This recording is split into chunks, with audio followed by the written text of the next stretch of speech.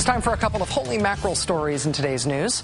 One of the funny things about Al-Qaeda, not ha-ha funny, obviously, but more like, hey, that's really embarrassing funny, is that they keep trying to promote American guys, purported Western converts, as Al-Qaeda spokesmodels. First, it was Azam the American, a kid who was a dorky death metal fan raised on a goat farm in California, who ended up in Pakistan running Al-Qaeda's AV club, As-Sahab. He makes propaganda and has himself appeared in Al-Qaeda videos in which he speaks English with a fake foreign accent and inveighs against the American infidels. It's crucial for Muslims to keep in mind that the Americans, the British, and the other members of the coalition of terror have intentionally targeted Muslim civilians and civilian targets, both before as well as after September 11th. If that message wasn't hard enough to take anyway, there is something about the fact that it's coming from a chunky kid raised in Orange County whose name used to be Adam Perlman that makes it all the more ridiculous. Mr. Perlman, Azam the American, is now on the FBI's most wanted list. He faces charges of treason and providing material support to Al-Qaeda. And Al-Qaeda is now marketing another purported American Al-Qaeda dude, a man who they've given the name of, I kid you not, Rakan Ben Williams. This week, Rakan Ben Williams issued an essay titled, and again, I kid you not, it was titled, "Obama, What Up?"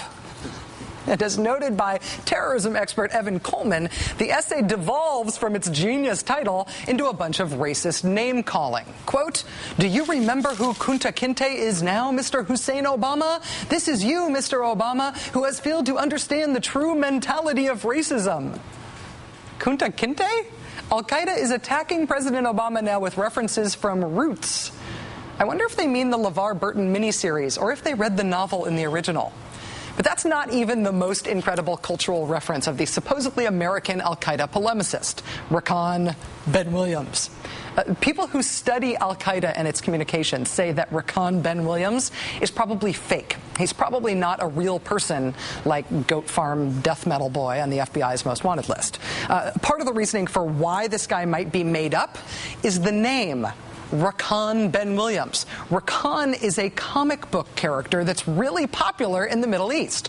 He is Rakan the Lone Warrior, and according to comic book legend, his family was killed by roving Mongol hordes, leaving young Rakan to be raised by a saber-toothed tiger. So to recap today's Al-Qaeda news, a probably fake American Al-Qaeda convert named after a comic book character raised by a saber-toothed tiger wants President Obama to not be like LeVar Burton, or at least like the fictional character LeVar Burton portrayed in an American TV miniseries in 1977. Al-Qaeda is never funny. Americans will never laugh with them. But sometimes being nihilist, murdering medieval dirtbags also means being incredibly stupid and embarrassing.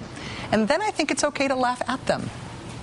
Finally, a quick programming note, or at least a quick request for future programming note. By now you will have probably seen images of this sign, which was distributed at the 9/12 protest in Washington over the weekend. It says, "Bury Obamacare with Kennedy." That sign stood out at the 9/12 march, not for being gut-churning. A lot of the signs at the 9/12 march were gut-churning. But this one stood out because it was both gut-churning and well-made. This was not some off-the-cuff message one person scribbled onto cardboard at their kitchen table. This is a professionally designed and printed sign. And the group that had it professionally designed and printed and distributed it, they printed their name on it. It's the American Life League, which you can see there. They describe themselves as a Catholic organization. A Catholic pro-life organization that printed and distributed signs that said, "Bury Obamacare with Kennedy." The cackling over the senator's death is just implied. Even though the sign was distributed for Saturday's march, we haven't talked about it yet this week on this show because I had been hoping that the American Life League would come onto the show to defend or at least try to explain the sign. So far, they won't. We asked them to on Monday. They said no. We asked them again yesterday. They said no.